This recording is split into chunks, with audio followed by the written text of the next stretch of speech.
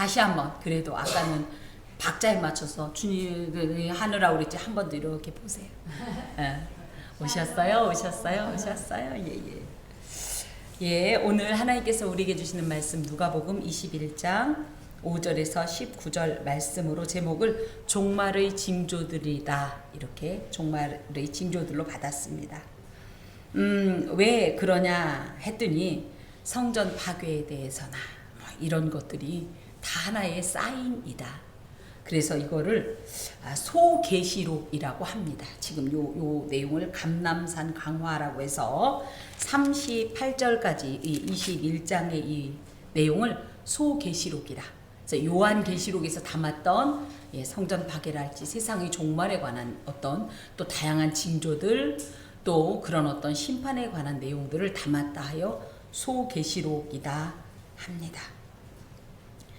오늘은 여전히 예수님의 마지막 화요일 중에 일어난 일입니다. 오늘 내용에서는 특별히 실제적인 예언, 하나님께서 우리에게 주신 수많은 예언들은 지금 거의 다 이루어졌습니다. 마지막으로 이루어지지 않은 예언, 기다리고 있는 예언이 뭐냐면 바로 예수님의 재림입니다. 이 예수님의 재림이 곧 세상 우리로 따지면 종말이고요. 또 그날 어떤 일이 있습니까? 심판이 있습니다. 요게 남았습니다. 예수님의 삶을 뭐라 그래요? 성육신하셔서 강림하시고 그죠?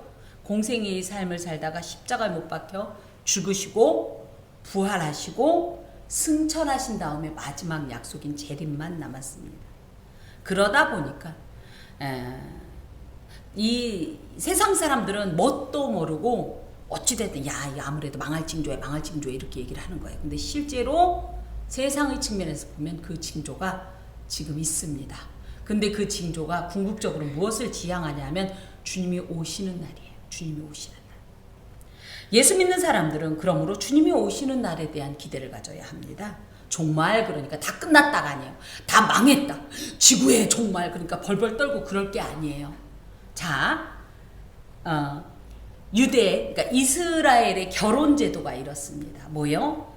둘이가 이제 어떻게 보면 혼인 얘기가 있어요. 예를 들어 연애를 했건 어쨌건 혼인 얘기가 있어요. 이 둘이가 부부니까 이제 그러면 어떻게 하냐면 둘이가 이제 결혼을 하기로 마음을 먹었다. 내지는 부모들이 결정을 했다. 그러면 혼인을 진행하는데 어떻게 해요? 이 신랑 되는 사람이 아내 되는 사람에게 선물을 줍니다. 청혼 선물. 그게 뭐냐면 포도주예요. 비싼 포도주를 줍니다. 그러면서 나랑 결혼해다오. 그러면 이 신부되는 사람이 뭐라 그러냐면 네, 당신과 결혼하겠어요. 이게 일종의 뭐냐면 약혼입니다. 이렇게 약혼을 하고 나면 이 신랑은 뭘 하냐면 곧바로 자기의 집, 즉 아버지의 집으로 떠납니다. 그래서 그곳에서 뭘 하냐면 신부랑 같이 살 집을 마련해요. 신부랑 같이 살 집을 마련하고 나면 어떻게 돼요? 이 신부를 데리러 옵니다. 이게 결혼식이에요.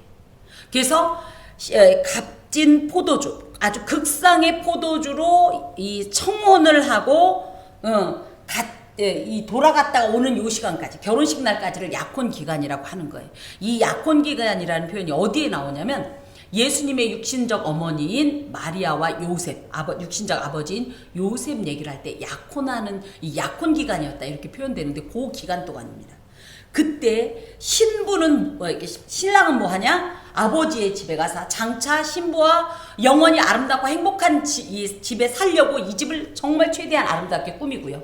그 사이에 신부는 뭐 하냐? 오 그래. 이제 나 곧 시집가는 몸이니까 이제부터 신랑도 당분간 집 짓느라고 안 올 거고 신났다. 그러면서 이 사람 저 사람 그동안 못 만났던 오빠 만나고 남의 집 아빠 만나고 놀러 다니고 그 사이에 내 하고 싶은 거 다 하고 그러면 어떻게 돼요? 잘못하면 파혼당할 수 있어요. 그래서 어떻게 해야 돼요? 이 신랑이 온 날에 맞추어서 일단은 정결해야 돼요. 성적으로나 이 모든 면에 있어서 흠이 잡히면 안 돼요. 정결해야 돼요. 특히 그때 요즘은 뭘 하지요? 다이어트를 하지요. 신랑한테 최대한 아름답게 보이려고. 그렇다고 그때 실제로 그 당시에 유대 처녀들이 다이어트를 하진 않았겠지만 뭐 다이어트 할 정도로 먹을 것도 많지도 않던 시대니까. 하지만 어찌됐든 몸과 마음과 영혼을 정결하게 오직 누구에게만 고정시켜서 신랑에게만 고정시켜서 그 혼인날을 기다립니다. 그리고 나면 그 혼인날 신랑들이라고 하면 안 되지? 신랑이 자신의 친구, 그러니까 신랑 들러리와 함께 결혼식에 옵니다. 결혼식을 하러 신부집에 옵니다. 이 신부집에 올 때는 이스라엘의 우리는 결혼을 언제 해요? 우리 집사님도 이제 곧 대사를 앞두고 있는데 몇 시? 몇 시예요? 오후 2시죠? 새벽 2시 반 아니죠? 오후 2시 반. 이렇게 낮에 해요, 우리나라는. 옛날 대사는, 우리는 늘 낮에 해요. 대부분이 낮에 하는데 이스라엘은 희한해요. 밤에 시작해, 밤에. 그래서 밤에 결혼식을 하면 그때 이제 뭐예요?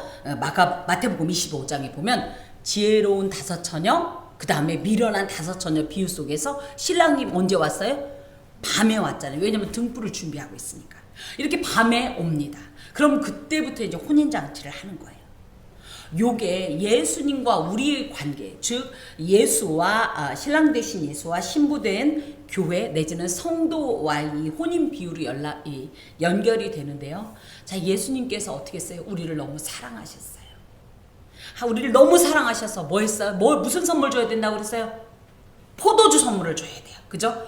굉장히 비싼 자신의 최선의 포도주 선물을 줘야 되는데 그 포도주가 예수님께는 무엇이었어요?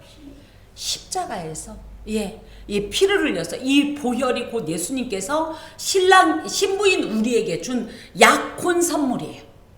이게 하나의 증표입니다.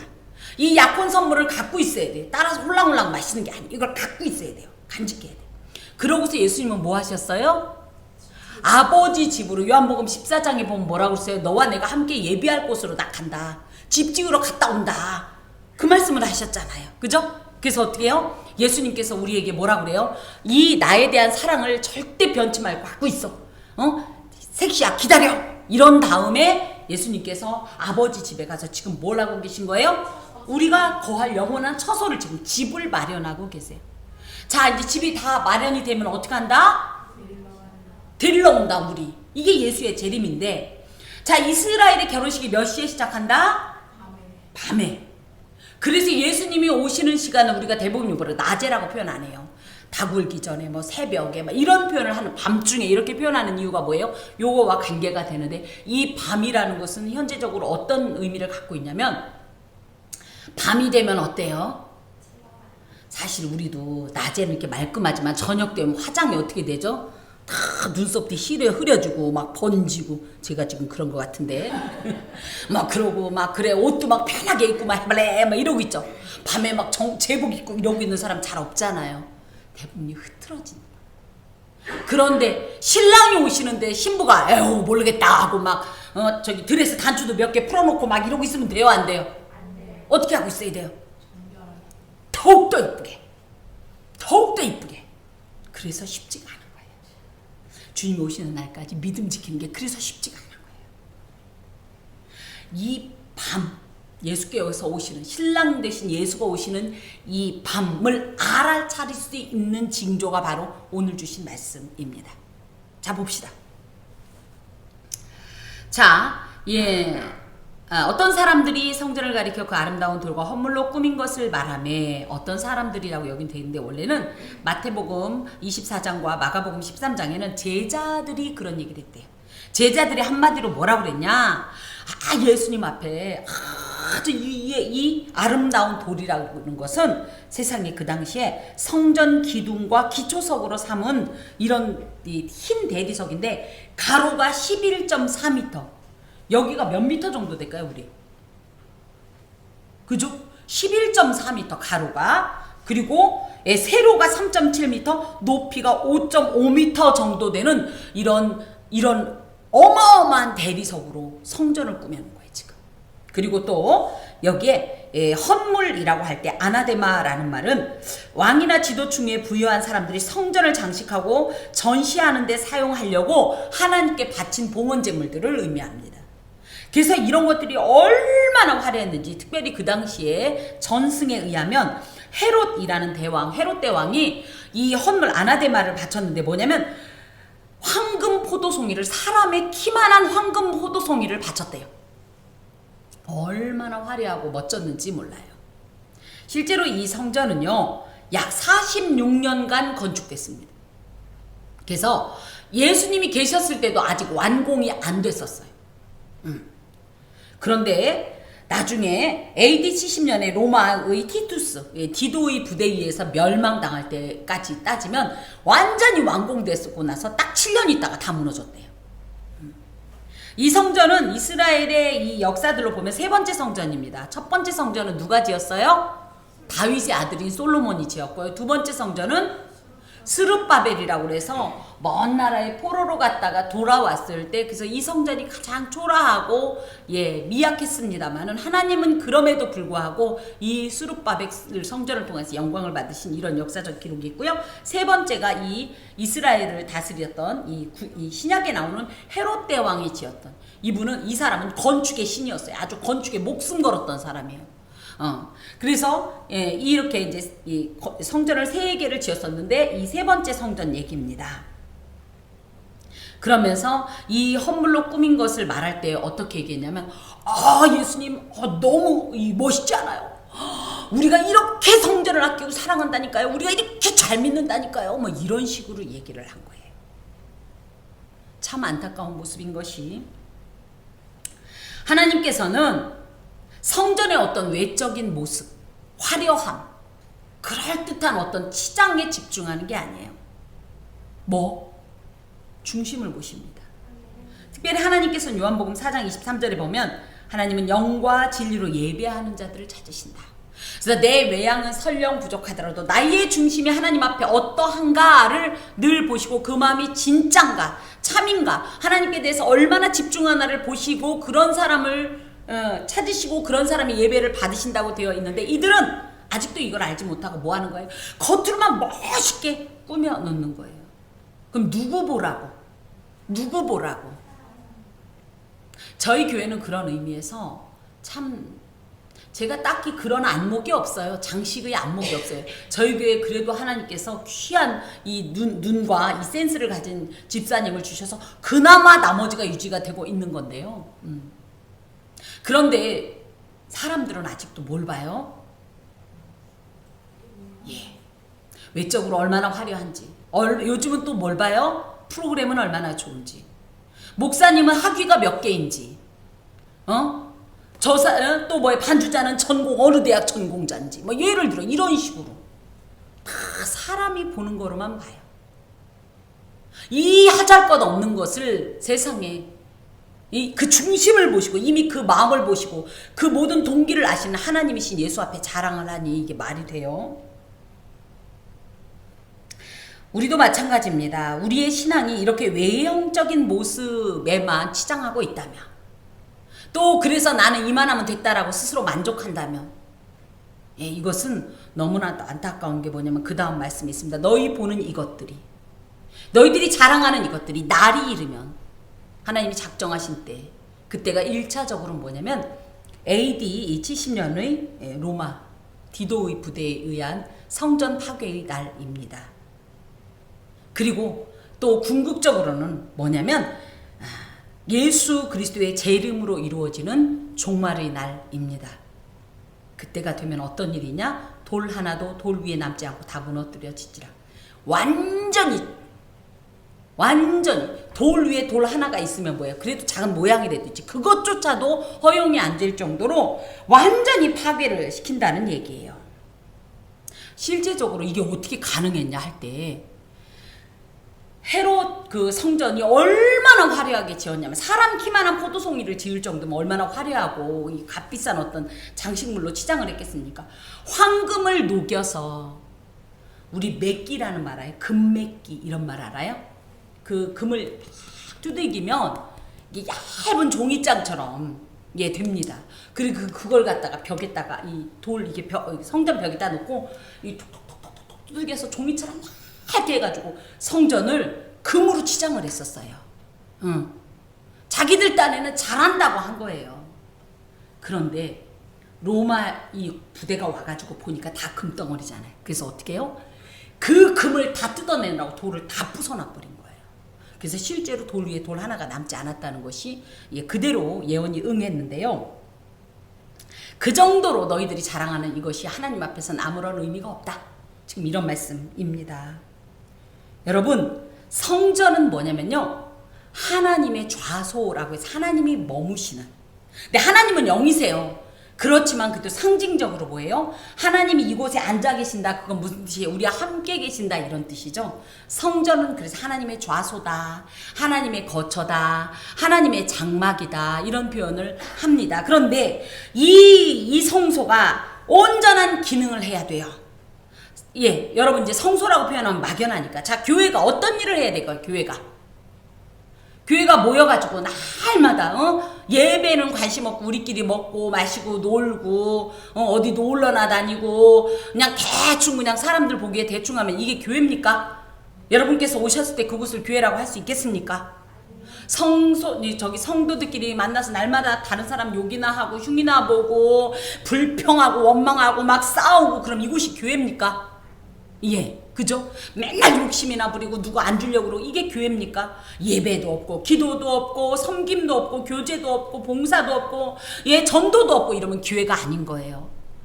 구약의 성소는 하나님 앞에 예배하는 게 제일 먼저 했습니다. 그리고 예배하면서 또 뭐예요? 하나님과 예배만 하면 끝나는 게 아니에요. 하나님께 예배를 드리고 또 하나가 뭐냐면 화목제물이라고 그래서 우리끼리도 너무 가난한 사람들은 양 한 마리가 없어서 뭘로 예배를 드렸냐면 저기 산에 가서 얼마나 참새 한 마리 잡아서 그걸 예물로 드렸어요. 그런데 그것조차도 못 드리는 정도로 더 가난한 사람들은 세상에 가루 있죠. 그 쌀가루 비슷한 거. 그런 가루 이만큼 갖고 와서, 그래서 요거 하나 그 번제단이라고 해서 불이 계속 하나님 앞에 제물이 태워지는 이 번제단에다가 요거 가루 이만큼 너무 뿌룩 하고 그냥 너무 부끄러우니까 다른 거 다 함께 드리게 그러니까 하나님께서 이런 자존심을 생각해서 이런 말씀을 해주셨는데, 이렇게 하나님께 예배하고 또 그 하나님께 받은 은혜를 다른 이들과 이렇게 누리는 이런 모습이었어요. 자, 이것이 점점점 발전하면서 신약에 와서는 교회가 무엇을 했냐? 교회에서 예수님이 물론 계실 때도 이런 예배는 드렸어요. 동물 제사는 드렸어요. 하지만 그 다음에 뭘 했냐면 율법, 하나님의 말씀을 연구하고 교육받고 또 서로 질문하고 주고받으면서 이 말씀을 외우고 막 자신의 삶 가운데 각인시키려고 몸부림치고, 더하여서 많은 이들을 구제하고, 사도행전에 보면 그렇죠, 네 거나 내 거나 없이 서로 막 주고받고 이웃의 기쁨, 형제의 기쁨이 나의 기쁨이고 막 이래가면서 살았어요. 성령 충만한. 자, 이런 교회가, 이런 어떤 성전에서 또 이런 내지는 성소 내지는 회당에서 그 다음에 이제 현재의 교회로 왔을 때 교회는 크게 세 가지의 기능을 합니다. 뭐냐면 첫 번째 예배 드리는 곳이에요. 그리고 두 번째 뭐냐면 교육받는 곳이에요. 저희 교회는 따로 성경 공부를 하지 않습니다. 하지만 이 예배 속에는요, 원래 신학과 교육학이 섞여 있습니다. 그래서 하나님의 말씀을 선포할 땐 교육적인 의미를 굉장히 많이 가지고 있습니다. 그래서 잘못됐을 때는 훈계하고 또 권면도 하고, 이것이 이제 설교인데, 그런 의미에서 저희 교회는 성경 공부를 따로 진행하지는 않고 이 강해 설교를 통해서 신학과 교육학을 이렇게 병행하여 지금 담당하고 있습니다. 그리고 이제 뭐가 있냐면 우리가 매주 수요일마다 전하는 전도가 있고요. 또 우리 성도들끼리 뭘 해야 되냐면 친교, 교제해야 돼요. 이걸 코이노니아라고 합니다. 그리고 마지막으로 뭐냐면 봉사, 디아코니아라고 해서 교회 안에서도 서로 섬김과 봉사, 교회 밖에서도 봉사. 이게 교회의 제 기능인데요. 이런 기능을 할 때에만 제대로 교회입니다. 이런 기능을 할 때만 성전입니다. 그런데 이런 기능을 하지 못하면 어떻게 되냐면, 즉 우리가 19장 45절에서 48절에 잠깐 맛배기로 본 것처럼 하나님의 진리와 무관하게, 오히려 그 하나님의 진리를 떠나서 도리어 인간의 위선과 가증한 종교적 형식만을 주장하는 장소로 전락할 때는요, 제 아무리 아름답고 웅장한 그 어떤 것이라 할지라도, 교회라 할지라도 그 어떤 종교성이라 할지라도, 그 어떤 성도라 할지라도 하나님께서는 가차없이 심판하신다는 내용을 담고 있습니다. 특별히 이 성전 파괴는 당시 패역한 유대인들이 하나님 앞에서 현세적인 것에 집착하고 하나님 나라를 꿈꾸지 않는 이런 무지한 이 어두운 영적 눈 때문에 외형만을 자랑하는 것에 대한 하나님의 진노의 채찍이십니다. 더하여 여기엔 굉장히 중요한 이 신학적인 의미가 있는데요. 자, 성전은 무엇의 혹은 누구의 모형인지 아십니까? 아멘. 와우, 정말 잘 배우셨어요. 성전, 이 교회는 누구의? 예수님의 모형입니다. 예수님의 예표라고 해요. 성전. 왜요? 성전에서 제사를 드리면 우리는 뭘 해요? 하나님과 그 성전에서 제사 드리면서 만나요. 하나님과 만나면 어떻게 돼요? 죄 용서받고 하나님의 은혜와 복을 누리면서 사랑하는 이런 이 이웃 공동체와 함께 살게 되죠. 그것처럼 예수님 안에서 우리는 어떻게 해요? 예수님 안에서 죄 용서함을 받고, 그래서 예수의 이름으로 하나님과 교제하고, 예수의 이름 때문에 다른 이들과 교제하는 요것의 어떤 모형, 상징이 사실은 구약시대의 성전이에요. 그런데 자, 이건 굳이 얘기하면 뭐예요? 모형이에요. 모형물. 모형물인데 진짜가 나타나면 진짜에 모여야 돼요? 모형물에 모여야 돼요? 그래서 예수님께서 이미 이 땅에 성전 자체이신 원형이신 예수께서 오셨기 때문에 이 모형물은 파괴된다라는 이런 신학적 의미도 가지고 있습니다. 자, 이 말씀을 들으니까 이들이 너무 충격받은 거예요. 왜? 이 당시에 이 사람들은 성전 파괴라는 것은 세상 종말에만 있는 일이다. 근데 성전이 파괴돼? 너무 충격받은 거예요. 그 거꾸로 얘기한 거예요. 하나님이 우리나라는 지켜. 그래서 절대 안 망해. 이렇게 생각한 거예요. 그런데 성전을 파괴하시다니? 그러면 이 관계는 끝난 건가? 그러면은 세상은 끝난 건가? 자, 만약에 오늘 여러분 이따가 오후 3시에 예수님이 재림하신다는 이 확실한 계시를 받았어요. 그러면 어떻게 할 거예요? 뭐 할래요? 회개하고. 와, 좋습니다. 역시 신학적이에요. 저는 일단은 집에 있는 돈을 다 찾았을래요. 다 찾아낼래요. 그런 다음에 가서 그냥, 목회자가 좀 너무 세속적이다, 그죠? 백화점에 가서 그냥 뭘 사야지? 이렇게 그야말로 오늘 먹고 내일 죽자, 그죠? 곧 종말이라며. 그래서 이 사람들이 어떻게 보면 그날이 되면 굳이 이러고 살 필요가 없잖아. 그날이 곧 가까우면. 그러니까 그날이 언제예요? 언제? 그리고 그때 무슨 일이 일어나면 우리가 그 날이 언제인지 알 수 있는 거예요. 이렇게 질문을 한 거예요. 놀랍게도 예수님께서 이 말씀을 이제 실제적으로 이후에 말씀을 하셨을 때 그 당시에 사람들이 다 그렇게 알아듣고, 세상에 요즘 그거 하잖아요. 이 이단 사이비 같은 데 가면 야, 곧 종말이 오니까 다 모여. 재산 다 팔아갖고 갖고 와. 그죠? 그러면서 오직 주님의 일을 위해서 해야 돼. 근데 그 주님의 일이 알고 보니까 교준에 밭농사하고 막 이런 얘기 나오잖아요. 그 당시도 그랬다는 거예요. 어찌 되었든지 그랬기 때문에 이 종말의 때와 징조에 대해서 질문을 했어요.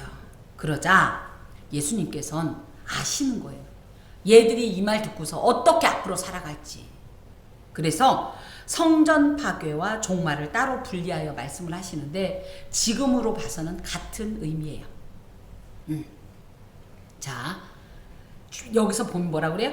어느 때에 이런 일이 있겠으며 이런 일이 일어날 때 무슨 징조가 있습니까? 이렇게 물어봤는데 예수님께서는 언제다 라고 말씀 안 하세요. 다만 어떤 말씀을 해주시냐면 그때가 언제인지를 알아챌 수 있는 사인은 내가 얘기해주마 이거예요. 그게 뭐냐고 했더니 미혹을 받지 않도록 주의하라. 많은 사람이 내 이름으로 와서 이르되 내가 그러하며 때가 가까이 왔다 할 것이다. 그러나 따르지 마라. 난리와 소유의 소문을 들을 때 두려워하지 말라. 이 일이 먼저 있어야 하되 끝은 곧 되지 아니하리라 하면서, 자, 첫 번째가 거짓 그리스도가 출현한다는 거예요. 첫 번째 사인, 거짓 그리스도. 거짓 그리스도가 쉽게 말하면 뭐예요? 이단 사이비 교주들이 다 뭐라 그래요? 예수님을 부인은 안 해요. 예수라는 존재는 없다 이렇게 얘기 안 하고 예수님의 직통을 받고 뭐 무슨 받아서 왔다는 둥 하나님의 또 다른 아들인 것처럼 하고 막 어떤, 제가 이렇게 표현해 죄송합니다.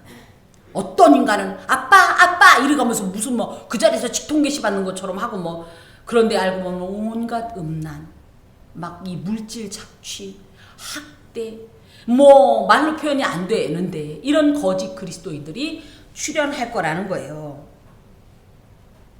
그 사람들이 뭐냐면 일단 예수의 이름으로 와서 그 아주 오래된 그 성폭행범 아주 그 사람은 나이도 많은데도 참 대단해요. 그 다시 감옥에 수감해 뒀죠. 근데 그거 안 없어지잖아요 지금. 예. 그러면서 내가 그러하며 때가 가까이 왔다 하겠으나 절대 그들을 따르지 말라. 따를 존재가 아니라는 거예요. 그래서 예수님께서 여기에 이제 원어에는 매라는 표현을 합니다. 매주할 때 매 하면서 뭐 하지 마라? 첫 번째 미혹받지 않도록 주의해라. 미혹. 두 번째 뭐 해라? 따르지 마라. 그리고 9절에 세 번째 뭐라? 두려워하지 말라. 이 매라는 얘기는 절대 하지 마라 이런 뜻이에요. 실제로 거짓 그리스도들이 나타난다. 근데 절대로 그들에게 뭐 하지 마라? 미혹이라는 말은 플라나오라는 말로 외부로부터 오는 유혹. 너무 그럴듯하고 말이 되는 것 같아요. 신천지에 간 사람들이 말이 안 되는 사람 있어요? 말이 안 된다고 나오는 사람 있어요? 대부분이 앞뒤가 탁탁 맞는 말씀이라고 그렇게 좋아하는 거야. 처음 들어본데 이렇게 달콤하고 이렇게 오묘한 말씀은 처음 들어본데 너무 그럴듯하죠. 제가 지난 이제 이 주 중에 어떤 한 안수 집사님은 아니고 안수 집사님이 아니네. 그건 다른 분이고 자 어떤 한 분이 계신데 이분은 신천지에 이제 이 포섭이 돼서 갔대요. 근데 신천지에서 내침을 받은 사람이 있어요. 여러분 혹시 신천지 질문을 너무 많이 해가지고 그 사람들이 이건 뭐예요? 왜 이런 거예요? 왜 어머머 나 이런 얘기 처음 들어봤어. 어머머머. 근데 또 그 얘기도 있죠. 어떤 사람은 너무 말귀를 못하는 신천지가 아무리 교리교육을 해도 뭔 말인지 하나도 못 알아듣고 눈만 깜빡깜빡하고 있어서 내치고 어떤 사람은 이게 뭔데요? 왜 이런데? 어머머머머머 호들갑을 떨고 난리를 쳐서 내침을 받은 존재가 있더라고요. 실제로. 근데 대부분은 어때요? 적절한 어떤 이런 이성과 지식이 있으면 희한하죠. 아예 없으면 차라리 괜찮다니까. 그러니까 어설프게 꿰어지는 거예요. 그게 너무 딱딱 맞으니까 사람들이 딱 빠지는데 요런 미혹이 있을 때 어떻게 해라? 절대 따르지 않도록 주의하라. 정신 바짝 차려라 이거예요. 근데 정신 바짝 차린다고 되는 줄 아세요? 저희 집에도 되지도 않는 이단에 빠진 저희 실제적인 가족 공동체 있습니다. 아무리 설명해도. 그리고 심지어 그 친구의 오빠는요 천재 중에 천재예요. 전라도의 무슨 과학고등학교 수석이고요. 포항공대 출신이에요. 거기서도 거의 수석이었다고 하고요. 박사입니다. 그 와이프는요 저 회기동에 있는 어떤 그 대학의 교수입니다. 그런데 이 둘이가 대학교 때부터 거기에 빠져갔고요. 그 성폭행범을 예수로 알고 미십니다. 아주. 이 지식도 모두 다 필요 없어요. 세상적인 거. 그러면 미혹받지 않도록 주의하려면 어떻게 되냐? 우리는 분별이 안 돼요. 미혹의 영이 임하면요 모든 것이 막 다 황홀지경이에요. 그래서 뭘 해야 돼요? 에베소서 6장 11절에 있는 하나님의 전신갑주로 완전히 무장해야 돼요. 보면 거기에 보면 뭐예요? 말씀을 굳게 잡고 의의 호심경에서 예수만 믿어야 되고 예수의 약속을 믿는 흔들리지 않는 믿음을 가지고 정말 철저하게 방패하고 성령의 검으로 구원의 투구로 평안의 복음의 신발로 이렇게 해서 전신갑주 하나님의 전신갑주를 입어야 미혹을 받지 않습니다. 오히려 성경을 전혀 모르는 사람은 신천지의 포섭 대상이 아닙니다. 데리고 갔는데 하나하나 가르쳐야 되면 어렵대요. 근데 어설프게 알면 차라리 쉽대는 거예요. 이게 이거였잖아. 아하 그거였어요. 아하 하면서 깊은 깨달음의 세계에 들어가면서 깊이 신천지에 빠지는 거죠. 뭐 다른 것들도 마찬가지입니다. 자 특히 때가 가까이 왔다. 이 종말에 대한 이야기를 세상 사람들 소위 말하면 말세다 합니다만 이들은 그냥 아유 세상에 아무래도 이러다 망할라나 봐 왜 이래 이 정도입니다. 하지만 이 말세라는 표현은 워낙 어디서 나오냐면 성경에서 나온 거예요. 근데 이것들이 요것만 갖다가 사람들의 그 마음 불안한 심리 너 이렇게 살면 안 돼. 네가 하나님 나라 갈 만하겠어? 그러니까 어떻게 돼? 돈 바쳐 몸 바쳐 이거를 하는데 그런 거에 대해서 절대 따르지 마라. 따르지 않는다라는 것은 뭐예요? 미혹에 대한 반응을 보이지 마라. 어머니 하나님에 대해서 아십니까? 어머, 어머니 하나님이라는 것도 있었어. 어머, 나 궁금해. 쫓아가지 말라는 거예요. 어머니 하나님이라는 표현이 성경에 있어요, 없어요? 자, 물어봅시다. 하나님은 남자입니까, 여자입니까? 아빠잖아요. 그럼 남자 맞잖아요. 맞습니까? 아니요. 예, 아닙니다. 하나님은 남자도 여자도 아니에요. 아버지라는 표현은 모든 일을 결정하고 보호해주고 법적으로 책임져주고, 그죠? 또 모든 어떻게 보면 우리가 어머님의 이 몸으로부터 온 것 같지만 시작은 어디부터 왔어요? 아버지부터 왔어요. 그것처럼 그렇게 우리 모든 생명의 공급자고, 모든 걸 책임져주고 약속해주고 뭐 어떤 것들을 이 보호해주고, 이런 측면에서 그 관계적인 면에서 아버지라고 하는 거지, 하나님이 남자로서의 존재는 아니에요. 그런데 이걸 오해하고 뭐라 그래요? 왜 여성신학자들은 하필이면 왜 기분 나쁘게 하나님을 아버지라고 하냐?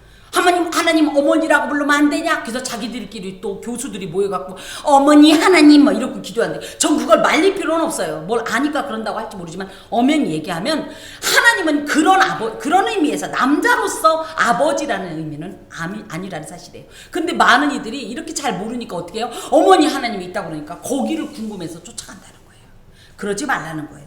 특별히 여기 보니까 난리와 소요의 소문을 들을 때에, 난리라는 것은 큰 전쟁을 말하고요. 여기서 소요라는 것은 그냥 자잘한 어떤 내전, 예, 이런 것들을 말합니다. 그때 뭐 해라? 절대 두려워하지 마라. 두려워한다는 것은 뭐예요? 아유, 난 괜찮아. 그냥 좀 무섭네. 이 정도가 아니라 이 마음 중심서부터 덜덜덜덜덜덜 떨리는 거. 여러분은 무엇이 가장 두려우세요? 두렵지 않으세요? 대단한 분들이 안 두려워요? 저는 좀 두려운 거 있는데, 여러 가지지만 사실 죽는 것도 만만치 않고, 아픈 것도 두렵고, 앞으로 살아갈 것도 만만치 않고, 안 그러세요? 그런데 이런 거하고 비교가 안 될 정도로 막 숨이 할딱거릴 정도의 그 초조함, 그런 두려움을 말해요. 그거 갖지 말라는 거예요. 왜요? 왜? 아멘. 우리는 그날이 심판의 날이 아니에요. 그날 지옥 가는 날이 아니라 그날 어떤 날이에요? 천국 가는 날이에요. 내 신랑 만나는 날이에요. 신부가 오로지 뭐 기다려요? 결혼식 날 그 신랑을 기다리는 것처럼, 그렇게 신랑을 기다리던 그 신부가 가장 기쁜 날이 신랑 만나는 날이잖아요. 그러니까 두려워하지 말라는 말씀이에요. 사실 현재 이런 모든 징조들은 이미 충분히 일어나고 있습니다. 각종 이단 사입이 교회 내에서도 온전하지 못한 어떤 것들이 굉장히 많이 일어납니다. 그런데 이걸 갖고 두려워하지 말란 얘기예요. 우리 하나님의 자녀이기 때문에 반드시 구원을 얻는다는 확신을 가지고 요동하지 마십시오. 하나 더, 이런 거짓 그리스도의 출현을 보고 뭘 알아야 되냐면, 그날이 심히 가까이 왔다. 그리고 또 뭐예요? 확신을 가져야 할 게 있어요. 우리 예수님은 이것들하고는 비교가 안 돼. 이 가짜하고는 비교가 안 된다는 예수 그리스도의 탁월성에 대해서 확신을 가져야 되는 것이 이런 징조를 통해서 하나님께서 우리에게 요구하시는 음성입니다. 그런데 여기에 이런 말씀이 있어요. 난리와 소요의 소문을 들을 때 두려워하지 말라. 이 일이 먼저 있어야 하되 끝은 곧 되지 아니하리라. 징조가 일어난다고 해서 실제적으로 그날이 그냥 내일이라는 건 아니라는 거예요. 특별히 이 큰 전쟁이라고 할 것 같으면 우리 대표적으로 이렇게 전 오래 갈 줄 몰랐네요. 우크라이나랑 러시아 전쟁, 그죠? 이스라엘 하마스 전쟁. 세상에 제가 보니까 세계에 지금 2024년도에 일어나는 이 전쟁 내지는 내전이 지금 34곳에서나 일어나고 있다고 합니다. 지금 그러니까 우리가 봐도 임박기에 왔죠? 임박하죠? 그럼 이번 주쯤 주님 오실라나? 왜 확신을 하세요? 여기 보니까 끝은 되지 않아. 아직 끝은 아니라. 아직. 그러니까 너무 또 그랬더니 다 재산 팔고 아무것도 하지 말고 그냥 여기 성전에 모여갖고 우리가 주여만 막 3,000번 하고 이런 거 하지 말라는 얘기예요.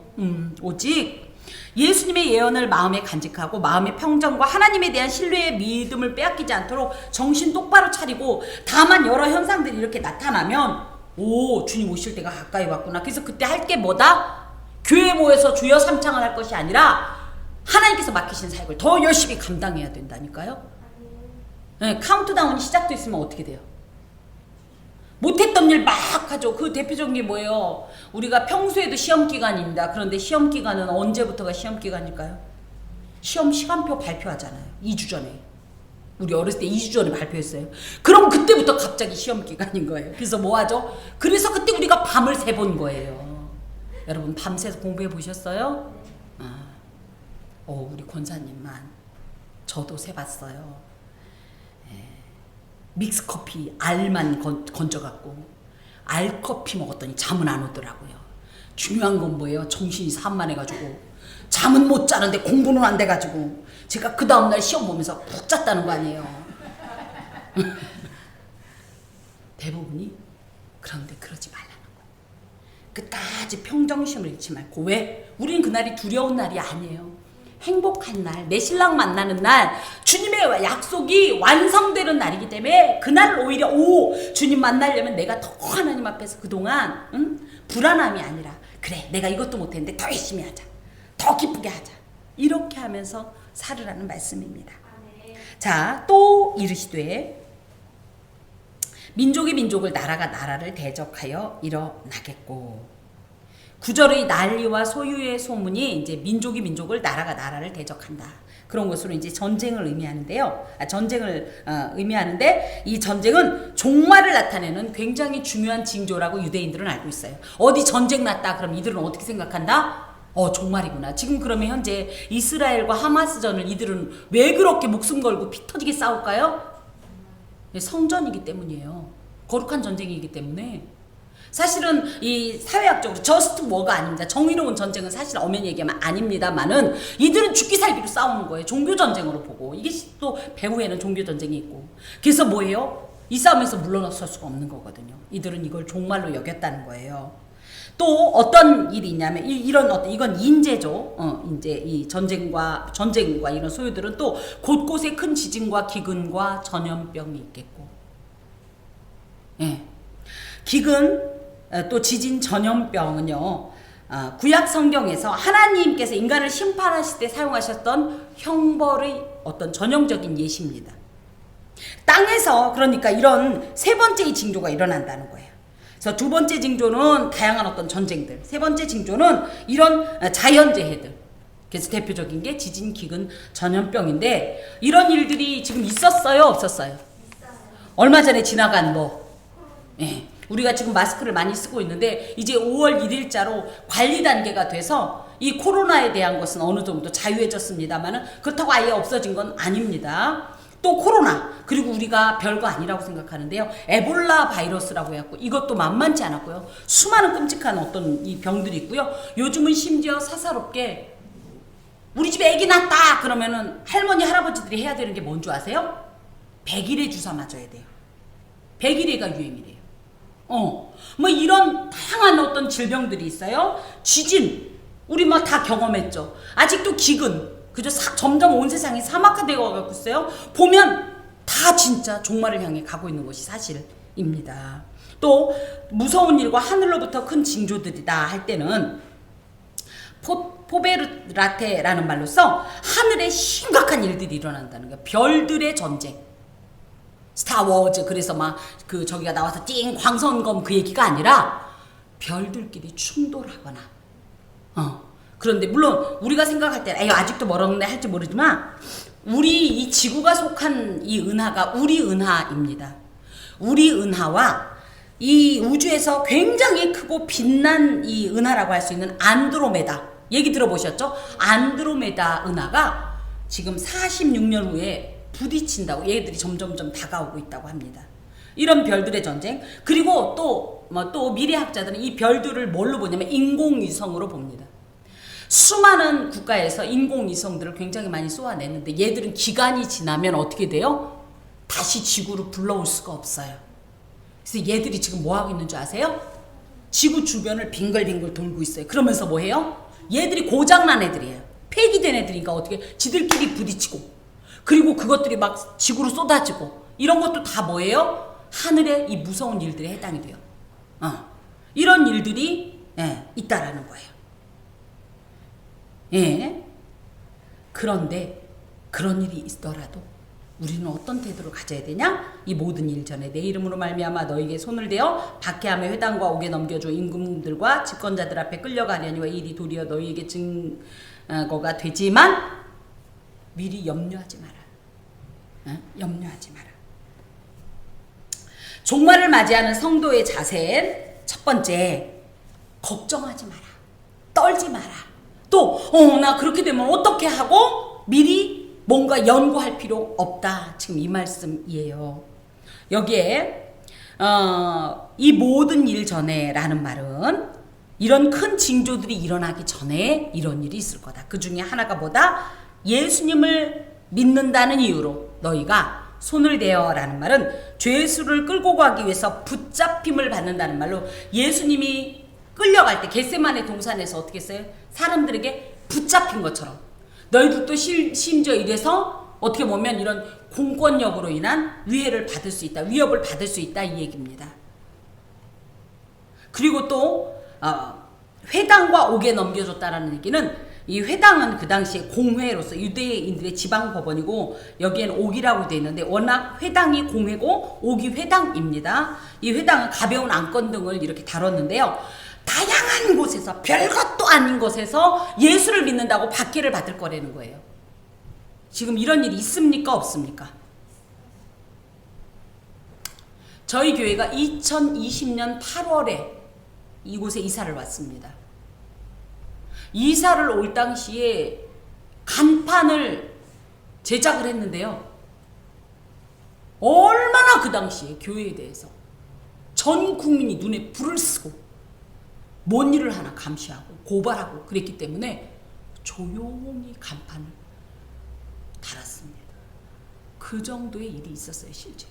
그러니까 아직도 먼 일이라고 생각할지 모르지만 이미 이런 일들이 있고, 지금도 심지어 함께 신앙생활 하는 사람들도 예배를 지속하는 것에 대해서 굉장히 많은 불만을 표했던 것이 사실입니다. 그런데 이런 일이 있을 때 이것이 도리어 너희에게 증거가 된다. 이거는 증거는 마르티리온이라는 말로, 네가 이런 일을 만났을 때 어떤 태도를 갖느냐에 따라서 하나님께, 예수께 얼마나 충성스럽고 그분의 말씀을 얼마나 신뢰하고 그분을 따르는 자인지를 보여줄 좋은 어떤 증거의 시간이 될 거다. 증거의 때가 될 거다. 계기가 될 거다. 그러므로 이것은 재앙이 아니라 오히려 하나님 앞에 나의 신앙의 진실성을 입증하는 계기가 될 것이고, 이 일을 통하여서 너희들은 오히려 더 강력하게, 더 죽기 아니면 까무러치기죠, 여러분. 오히려 담대하게 주의 복음을 증거할 수 있는 시간이 될 것이다. 그러니 염려하지 마라. 내가 너희의 모든 대적이 등이 대항하거나 변박할 수 없는 구변과 지혜를 너희에게 주리라. 하나님께서 그때 너희들을 혼자 두지 않는다. 누군가와 이 복음을 갖고 진리를 갖고 논하게 될 때에 내 머리로선 떠오르지 않지만 나도 모르게 탁탁탁탁 나오는 말씀이, 성령의 이 음성이, 지혜가, 지식이 너희에게 주어질 것이니 절대 걱정하지 말고 용기를 가지고 하나님만 전적으로 의지해라. 이런 일이 일어나면 당황하지 마라. 이런 일이 있다는 것을 이미 알고 있었으니 오히려 더 말씀을 굳게 잡고 있으면 분명히 그런 어떤 도전과 그런 어떤 박해가 있을 때 담대하게 주의 복음을 증거하고 선포하면서 네 믿음을 하나님께 보여줘라. 지금 이 말씀이에요. 또 어떤 일까지 있냐면, 심지어 부모와 형제와 친척과 벗이 너희를 넘겨주어 너희 중에 몇을 죽일 것이다. 이 세상에서 가장 가까운 관계가 누구죠? 가족 아닙니까? 핏줄 아닙니까?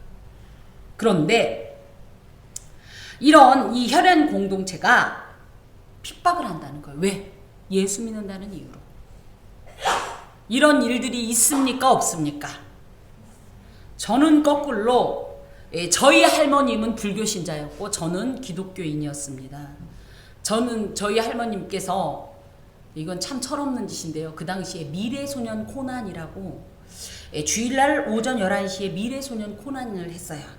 제가 저희 할머니께 교회를 가면서 교회에서 예배를 끝나고 막 뛰어오면 푸른 바다 저 멀리 엥 하는 소리가 딱 나오게 제가 달려와요. 그래서 제가 할머니에게 11시에 TV를 틀어놔라. 그래야 내가 오자마자 미래소년 코난을 볼 수 있다. 이랬는데 어느 날 달려왔더니 불교 신자인 저희 할머니께서 미래소년 코난을 안 틀어놓은 거예요. 제가 화를 내면서 예배 드리러 갔다 온 사람이 틀어놓으라니까 왜 안 틀어놨냐면서 그랬더니 저희 할머니께서 이제 좀 짜증이 나셨나 보죠. 야 이놈의 지집애 그럼 교회 다니지 마. 그랬더니 제가 어떻게 불교 믿는 주제에 막 제가 이렇게 핍박을 한 기억은 있습니다. 많은 사람들이 사실 예수님을 믿는다는 이유로 가정에서 그죠? 또 이웃에서 많은 어떤 이런 어려움을 당하게 되는 것이 사실입니다. 하지만 아무리 우리의 신앙에 대한 핍박이 심각해진다 할지라도 예수를 따르는 제자라면 혈육관계 그 어떤 관계라도 예수를 우선순위로 섬기고 믿어야 된다는 얘기예요. 그 정도의 신앙이 있어야 된다는 것. 심지어 죽음을 불사하고라도 그 정도의 신앙으로 단단히 우리가 무장이 되면 이런 징조들은 두려움이 아니라는 거예요. 너희 머리털 또 너희가 내 이름으로 말미암아 모든 사람에게 미움을 받을 것이다 할 때 모든 사람은 이제 혈연 공동체들도 직접적인 어떤 박해와 미움과 핍박이 있겠고 그래서 뭐라 그래요? 이건 대부분 이렇게 하죠. 너무 그렇게 광신적으로 하지 마. 너무 열심히 하지 마. 대충 해. 이런 것도 간접적인 미혹이자 핍박일 수 있습니다. 그리고 많은 사람들은요. 일단은 이렇습니다. 우리는 왜 우리만 갖고 그래? 그게 맞습니다. 진리가 있고 비진리가 있습니다. 세상은 이렇게 나뉩니다. 예수는 진리입니다. 예수 외에 그 모든 것은 진리의 어떤 이런 파생된 의미나 어떤 이런 단어이긴 하지만 예수를 배척하는 비진리 세계가 있습니다. 영적으로는 여러 영이 있는 게 아니라 하나님의 영이 있고 마귀의 영이 있습니다. 하나님의 영은 당연히 마귀의 영을 대적하고 저주하게 돼 있고 이 마귀도 만만치 않습니다. 그 천사들의 대표였던 대장이었던 루시엘이라는 천사 대장이 오죽하면 하나님 앞에 대들고 대적했겠어요. 그만큼 자기도 힘이 있었기 때문에 해볼만 하다 해서 하나님 앞에 대적한 거예요. 그래서 얘가 이제 사탄의 대장, 그러니까 사탄 마귀의 대장이 됐는데 예수가 아니면 예수 편이 아니면 다 이쪽 편입니다. 그러니 예수를 믿는 우리들을 그렇지 않은 이들은 다 미워하게 당연히 미워하게 돼 있다는 거예요. 그거를 이상하게 여기지 말라는 얘기예요. 그걸 각오하라는 얘기예요.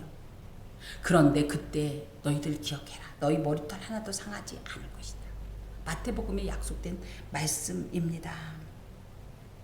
주님에 대한 신앙과 단지 그리스도인이라는 이유만으로 핍박을 당할 때 오히려 기뻐하고 즐거워할 수 있는 어떤 영적인 어떤 강단. 지난 주간에 한 목사님 그러더라고요. 목회는 깡이다. 내 깡을 놓친 것 같다. 이제 깡을 회복하겠다. 그 교회 큰일 났어. 목사님 깡을 회복한다고 그래가지고 제가 염려가 많이 됩니다. 이게 신앙은 깡 아니겠습니까? 아니면 아닌 거죠. 예. 벌벌 떨고 눈치 보고 이럴까 저럴까 하지 마세요. 맞는 건 맞는 겁니다. 진리는 진리입니다. 그런 마음으로 하나님 앞에 행하면 하나님은 이 모든 것을 책임져 주신다는 거예요. 누구든지 나를 위하여 목숨을 버리는 자는 생명을 얻으리라라고 마태복음 16장에 약속하셨습니다. 더하여 너희 인내로 너희 영혼을 얻으리라. 인내는 휘포모네라는 말로 인내는 뭐냐면요. 이런 거예요. 군인들이 저는 이제 군대는 안 가봤습니다만 군인들이 비 오고 바람 분다고 그래갖고 아우 너무 마음이 심란하네 하고 철수하면 돼요 안 돼요? 응? 밤이니까 졸립다고 철수하면 돼요 안 돼요? 춥다고 철수하면 돼요 안 돼요? 오히려 방한복을 입고 막 하더라도 거기서 달달달 떨면서 내도 꼼짝 않고 있는 거. 그죠? 요게 인내입니다. 요게 인내예요. 자, 이 인내라는 건 뭐예요?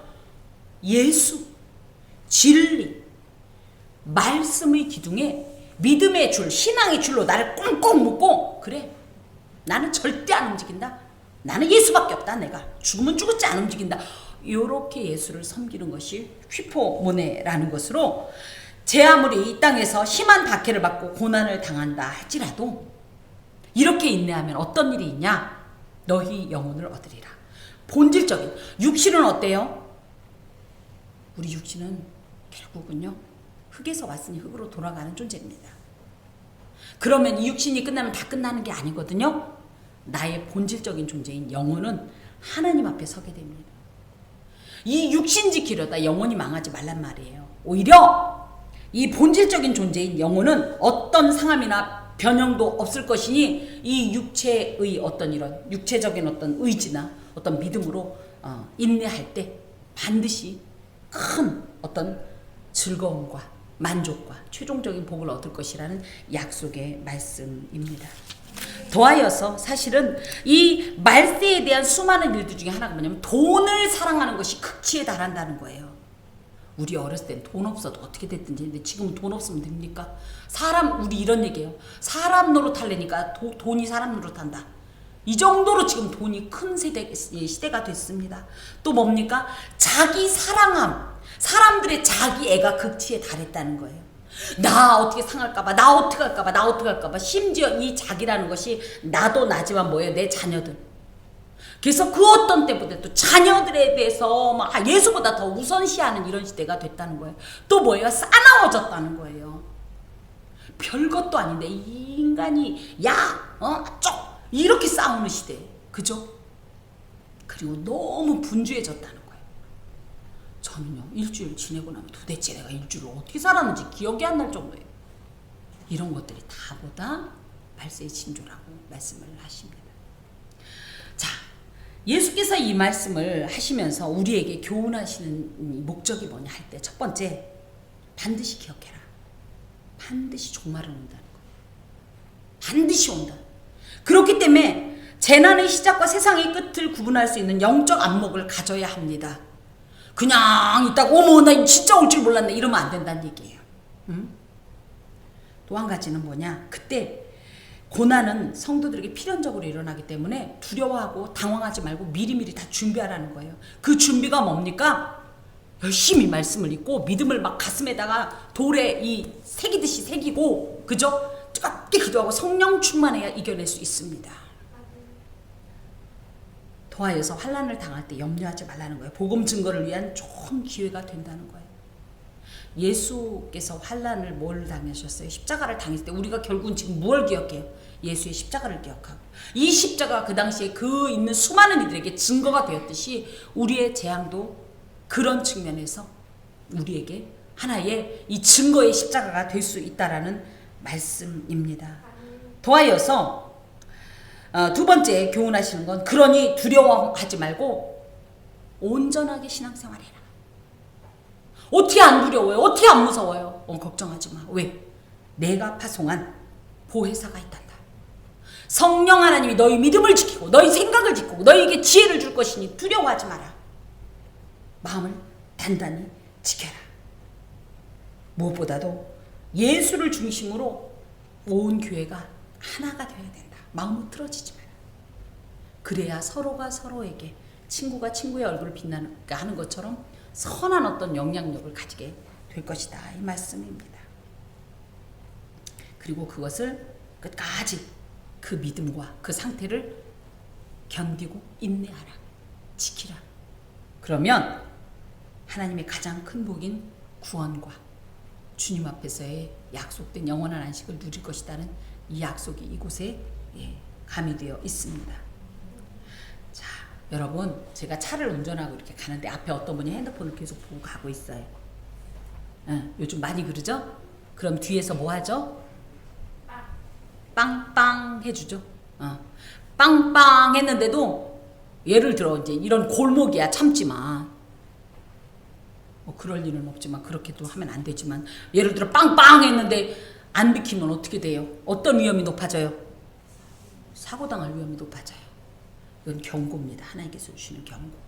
이 경고의 말씀을 들을 수도 있고 안 들을 수도 있어요. 그건 자신의 선택입니다만은, 특히 자동차 빵빵하는 거하고는 비교가 안 되는 이런 중요한 경고를 듣지 않는다면 그 결말은 자신이 책임져야 합니다. 참 어떻게 보면 두려운 말씀입니다. 하지만 우리 예수 믿는 사람들에게는 오히려 이 말씀이 뭐가 됩니까? 이를 깨우는 말씀이 됩니다. 아, 내가 조금 더 하나님 앞에 뛰어야 되겠구나. 더 적극적으로 하나님을 사랑하고 온전한 신앙생활을 해야 되겠구나. 아까 우리 집사님 기도한 대로 인내, 또 뭐예요? 경건함, 예, 형제 사랑, 이 수많은 어떤 이런 절제 이런 것들을 통해서 하나님 앞에 온전하게 살아야 되겠구나 하는 거룩한 도전을 준다는 것입니다. 종말의 징조들은 사실적으로 실제로 지금 일어나고 있습니다. 이것을 보는 안목을 가지고, 그렇지만 이 안목 속에서 믿음으로 온전한 어떤 이 종말을 예비하는 성도가 되어야 합니다. 기도합시다. 주님께서 주시는 이 기회를 놓치지 말게 하시고 이 때를 선용할 수 있도록 지혜와 믿음을 도하여 주시옵소서. 우리들은 약하나 주 예수는 강하다 고백하였사오니 성령 하나님 우리와 함께하여 주옵소서. 예수 그리스도의 이름으로 기도합니다. 아멘. 찬송가 521장 찬송하겠습니다.